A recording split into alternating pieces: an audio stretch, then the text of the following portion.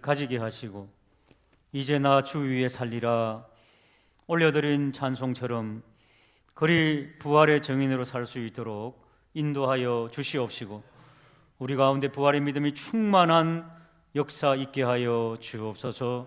오늘도 부족한 종 써주실 줄로 믿사옵고 예수님 이름으로 감사하며 기도하옵나이다. 아멘. 부활의 기쁨을 누리십시오. 한번 인사하시겠습니다. 부활의 신앙, 우리에게 기독교는 부활의 신앙이다 이렇게 성경은 가르쳐주고 있는데 부활의 신앙으로 살아간다는 의미가 무엇일까요? 부활의 신앙은 막연한 것이 아니고 구체적인 것입니다. 오늘 그 몇 가지를 나누도록 하겠습니다. 첫 번째, 부활의 신앙으로 살아간다는 것은 한번 받아하실까요? 부활을 믿는 것이다. 그 부활을 우리가 지금 경험을 아직은 육신적으로 못 하셨지요. 전부 다 살아있을 때는 못 하는 겁니다. 그러니까 지금 할 수 있는 것은 부활을 믿는 것입니다. 그런데 잘 안 믿어질 수도 있습니다. 경험해 보지 못한 것이기 때문에. 예수님 당시에도 하나님을 믿는다고 하던 부류들이 있었습니다. 저 로마로부터 대항하는 열심당원들도 있었고 또 좀 과학적인 생각을 하는 사두개인들도 있었습니다. 또 금식과 생활을 아주 깨끗하게 해야 된다는 바리새인들도 있었습니다. 또 저 광야에서 예수님 오실 때까지 메시아를 기다리며 살았던 에세니파도 있었습니다. 여러 가지 부류의 사람들이 있었습니다. 그 중에 좀 과학적인 것을 좋아하는, 학문적인 것을 좋아하는 사두개인들은 지금 오늘날처럼 예수님의 부활은, 아니 인간의 부활은 믿지 않는 것입니다. 그것은 있을 수가 없다. 저도 역시 목사였지만은 부활에 대해서 사실은 막연하게 생각했습니다. 근데 3년 전 저희 아버님께서 하늘나라로 가신 이후에 아버지를 만나야 된다는 어떤 그런 생각을 가지게 되잖아요. 아버지, 이 땅에서 제가 너무 못했지요. 그런 생각을 하고 아버지를 보고 싶은 그 생각을 할 때에 그제서야 이제 성령께서 음성을 들려주시는 거죠. 이놈아, 그래서 부활이 있는 것이다. 부활을 좀 더 가까이 느낄 수 있는 것. 우리 아버님을 천국으로 배웅한 이후에 사실은 그 신앙이 더 확고해졌습니다. 오늘도 우리 최명진 집사님 엊그제 하늘나라로 배웅하고 가족들이 지금 예배를 드리고 있습니다. 그 아버지를 보낸 그 상심, 남편과 할아버지를 보낸 상심이 얼마나 크겠습니까? 그럼 오늘 뜻깊은 이 부활주일, 부활체로 다시 만나게 될 것이라는 것을 소망하며 믿음으로 승리하게 되기를 주님의 이름으로 축복합니다. 과학적으로 생각하면 불가능하지요. 사람이 죽으면 안에 있는 내장들이 다 물로 막 이렇게 변하고 썩어가니까 막 틀어막잖아요. 일단은 물 나오지 말라고. 뇌가 이 5분 후에 30분 후에 다 파괴되고 내장이 막 흘러내리는데 어떻게 그 사람이 다시 살아날 수가 있겠습니까? 과학적으로 불가능합니다. 여러분, 한 줌의 흙으로, 화장을 하고 나면 한 줌의 흙으로 변해서 이런 통에다가 담아주는데 뼈조각 약간 하고 그거 있는데 그게 어떻게 또 사람으로 살아나겠습니까? 불가능합니다. 인간의 생각으로는. 그러나 성경은 우리에게 말씀하고 있습니다. 창조주 하나님께서 아담과 하와를 만드셨던 것처럼 먼저 가신 분들이 다 한 줌의 재로 흙으로 돌아갔지만은 다시 재창조로 부활할 것이다. 이 믿음을 믿게 되기를 주님의 이름으로 축복합니다. 이게 부활의 믿음, 부활을 믿는 것입니다.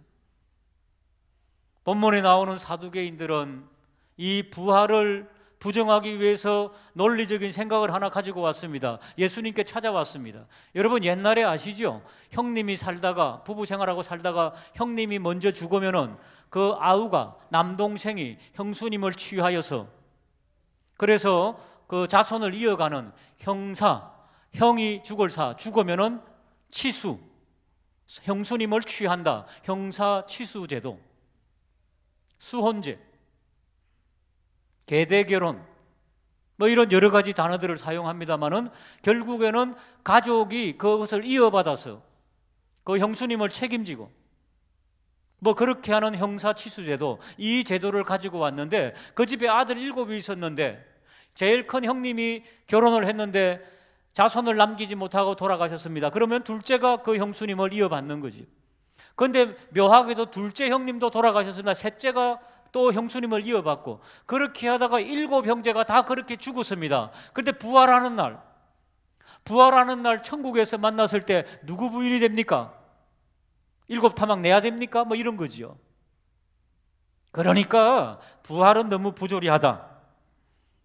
오늘날에도 성경의 진리, 특별히 부활의 진리를 믿기 싫으니까 이런저런 이유를 대면서 부활은 없다 이렇게 생각하면서도 예수를 믿고 교회당을 출입하는 그런 신자들, 그런 성도들도 때때로 있습니다.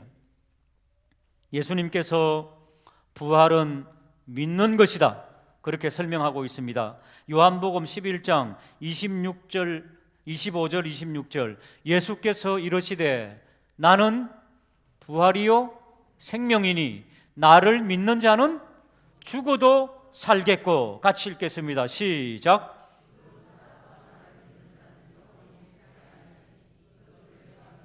할렐루야.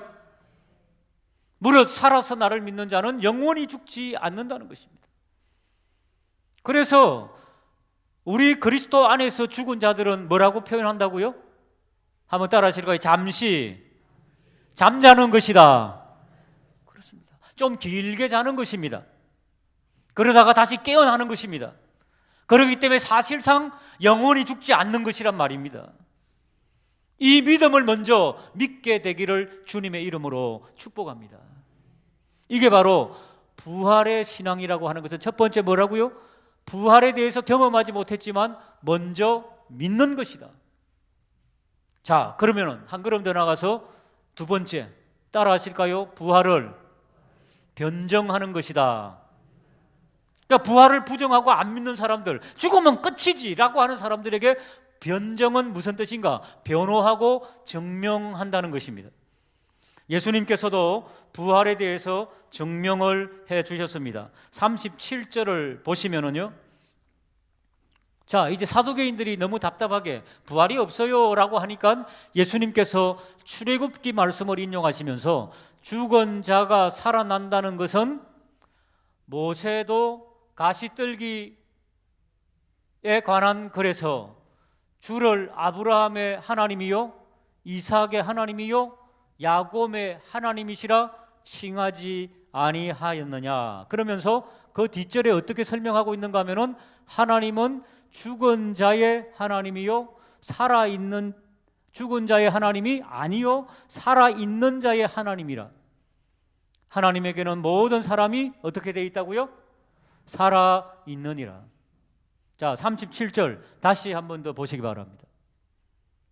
37절 보시면은 왜 저것이 부활을 증거하는, 변호하는, 변정하는 것인가 하면은 아브라함은 예수님보다 몇 년 앞선 사람입니까? 한 2000여 년.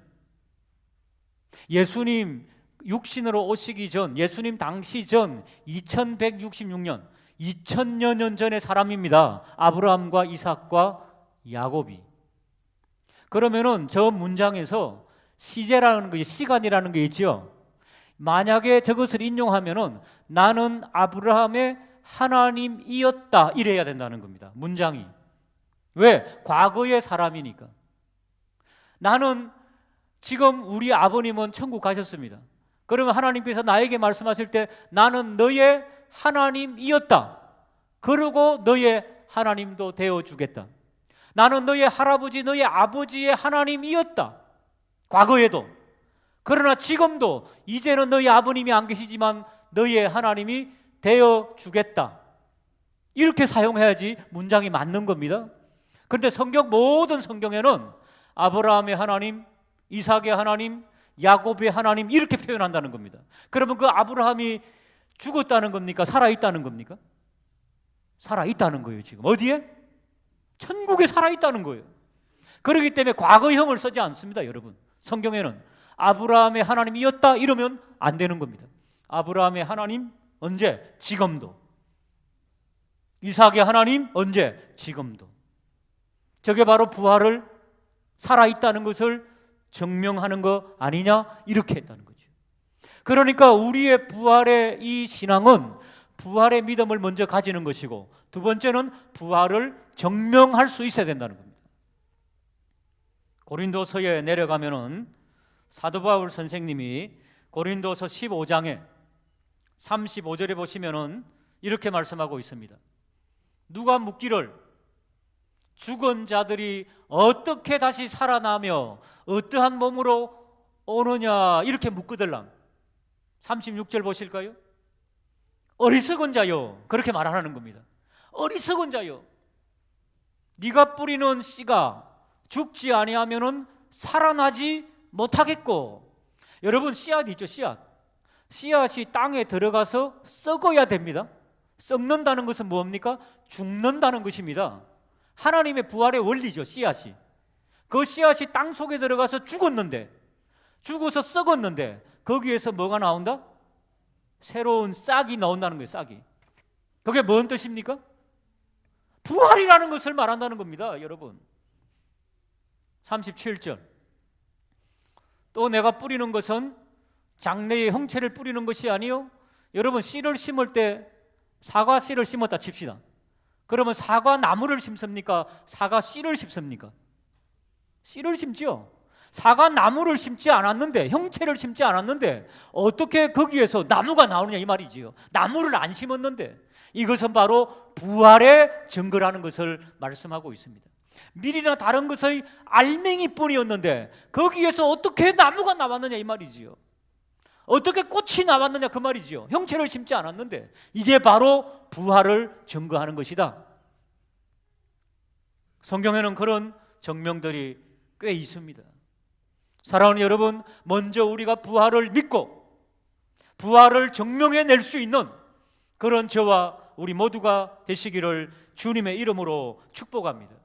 이게 바로 부활신앙의 두 번째입니다. 마지막 세 번째, 부활신앙으로 살아간다는 것이 무엇을 의미하는가?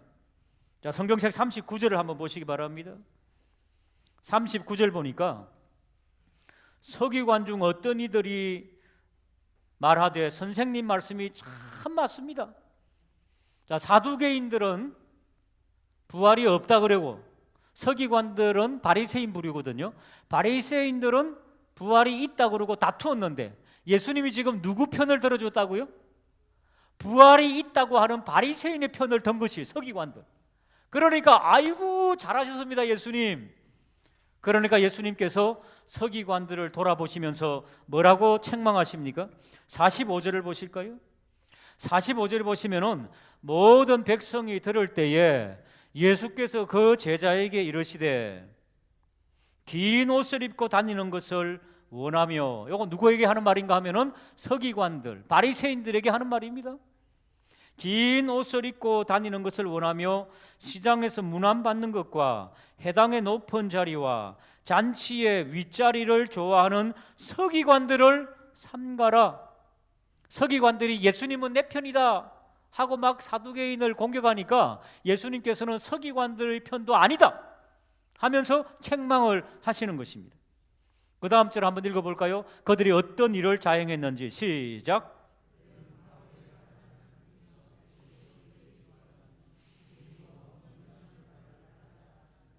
예, 저 서기관들과 바리새인들은 부활은 믿는다고 하면서 그 구절 한 번 더 띄워주시기 바랍니다. 방금 구절 47절, 부활은 믿는다고 하면서 홀로 된 여인들의 재산을 삼켜버린다는 겁니다.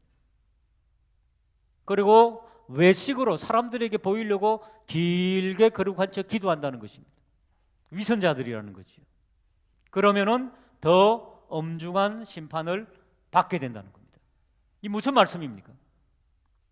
부활이 있다는 것은 한 번 죽는 것은 사람에게 정하신 것이요 그 후에는 심판이 있다는 것도 믿는 겁니다. 여러분, 부활을 믿는다는 것은 그 후에 심판이 있고 택자와 믿는 자는 천국으로 가고 불택자와 하나님을 믿지 않고 불법을 행한 자들, 과부의 가산을 삼키고 외식하고 기도하고 위선한 자들은 어차피 지옥으로 떨어지는데 심판을 두려워하지 않고 저런 일을 자행하는 것 보니까 저들은 부활을 안 믿는다는 거예요. 실천적으로, 생활적으로.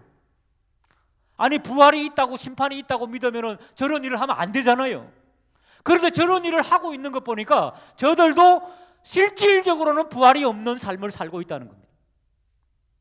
세 번째 우리에게 주시는 것은, 부활신앙이라고 하는 것은 부활이 있다는 것을 믿으며 부활체의 삶, 예수 그리스도의 삶, 믿음으로 정직한 삶, 이런 삶을 소화해내고 살아드려야 된다는 겁니다, 여러분. 그런 삶을 살아내기를 주님의 이름으로 축복합니다. 여러분, 성도들 가운데 두 부류가 있습니다. 한 부류는 하나님의 말씀을 듣고 그 말씀을 잘 지키면서 노력하면서 그러면서 하나님을 믿으려고 하는 그런 사람들이 있습니다. 노력하는, 택한 백성으로서. 그런데 어떤 부류는 하나님이 어차피 택하여 주셨으니까 나는 천국이다, 자기 마음대로 그렇게 설정해 놓고 마음대로 죄를 짓고 세상의 방법대로 살아가면서 그러면서 또 주일날은 또 예배당에 와서 예배드리면서 마음대로 살고 있습니다. 자유다 그래가지고. 예수님께서 말씀하시죠. 불법을 행하는 자들아 나에게서 물러가라, 심판을 행할 때. 마태복음 7장 21절, 나더러 주여 주여 하는 자마다 천국에 들어갈 것이 아니다는 겁니다, 여러분. 다만 하늘에 계신 내 아버지의 뜻대로 행하는 자라야 들어간다는 것입니다. 그러니까 우리가 예수를 믿는다는 것은 하나님의 뜻을 갈구해 나간다는 것입니다. 저희들도 청소년 시절에 켈빈에 대해서 잘못 배워가지고 예정론, 너는 구원받기로 예정되었다, 너는 지옥 가기로 예정되었다. 아니, 그러면 뭐 하려고 예수 믿어? 예정된 대로 그냥 우리가 마음대로 살아도 되지. 그 잘못된 이해를 가지고 있은 거죠. 그 다음 구절 한번 읽어볼까요? 시작.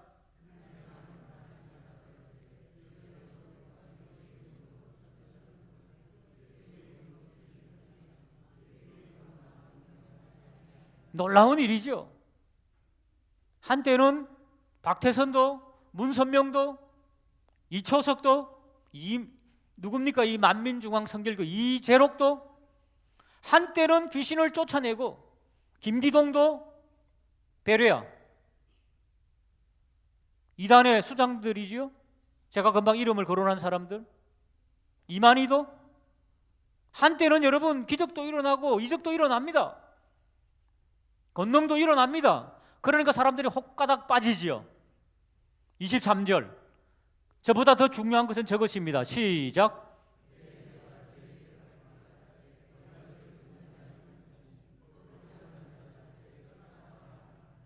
하나님의 법도에서 벗어난 자들은 나에게서 떠나가라.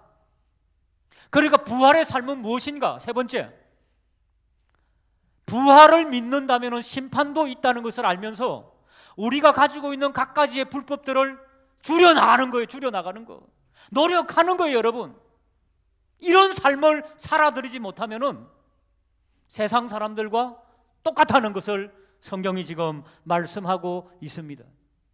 그렇기 때문에 성도는 두 종류가 있다고 그랬죠. 한 종류는 하나님 말씀을 듣고 내가 어찌할까 하면서 날마다 깨끗하게 정결하게 살아가려고 노력하는 사람이 있는가 하면은, 한 사람은 무덤덤하게 아이고 뭐 교회 다녀주면 나는 구원받지 하고 알아서 사는 겁니다. 그냥 불법을 행하면서. 그런 사람들을 실천적 무신론자라 그럽니다. 교회 다니는 거 보니까 유신론, 하나님이 있는 것처럼 믿는 듯 하지만은 실천하는 거 보니까 하나님이 없어요. 불신자처럼 살아요. 그런 자를 가리켜서 실천적 무신론. 오늘 부활주의를 맞이하여 우리를 좀 돌아보는 시간. 부활신앙이란 무엇이냐? 첫 번째, 부활을 믿는 것 먼저. 두 번째, 부활을 증거하는 삶. 세 번째, 부활의 정인으로서 아름다운 삶을 살아감. 누가 완벽하게 살아갈 수가 있겠습니까? 그러나 그런 불법들을 줄여나가자는 것입니다. 어제보다는 오늘이 좀 더 정결한 삶을 하나님 앞에 살아드리겠습니다 라고 하는 고백이 부활의 신앙입니다. 오늘을 기점으로 우리 교회가 다시 한 번 더 소생하기를 주님의 이름으로 축복합니다.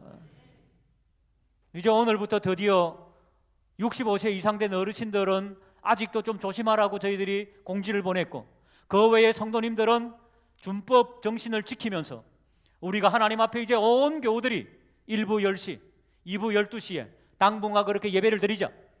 계속해서 이제 여러분에게 문자가 갈 것입니다. 이제는 할 수만 있으면은 모이기를 힘쓰고 예배 드리시고 부활의 정인으로서 살아드리는 저와 우리 모두가 되시기를 주님의 이름으로 축복합니다.